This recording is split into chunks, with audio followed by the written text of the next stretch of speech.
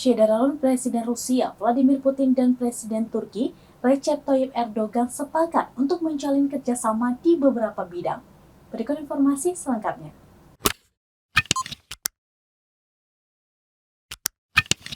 Syederalun Presiden Rusia Vladimir Putin dan Presiden Turki Recep Tayyip Erdogan sepakat untuk meningkatkan kerjasama di bidang industri, transportasi, pertanian, keuangan, dan konstruksi.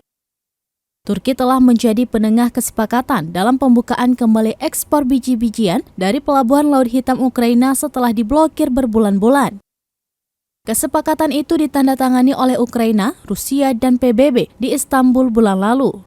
Dikutip dari Reuters pada Minggu 7 Agustus 2022, Putin dan Erdogan menekankan perlunya implementasi penuh dari perjanjian Istanbul, termasuk ekspor gandum, pupuk, dan bahan mentah Rusia tanpa hambatan untuk produksi mereka.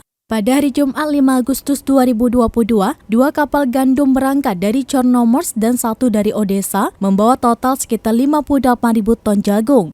Rusia dan Ukraina dikenal sebagai produsen gandum terbesar di dunia, dan PBB telah memperingatkan bahwa penghentian pengiriman biji-bijian melalui Laut Hitam dapat menyebabkan kelaparan di negara lain, terutama di Afrika, Asia, dan Timur Tengah. Putin dan Erdogan sepakat untuk mengalihkan sebagian pembayaran gas Rusia ke dalam mata uang rubel.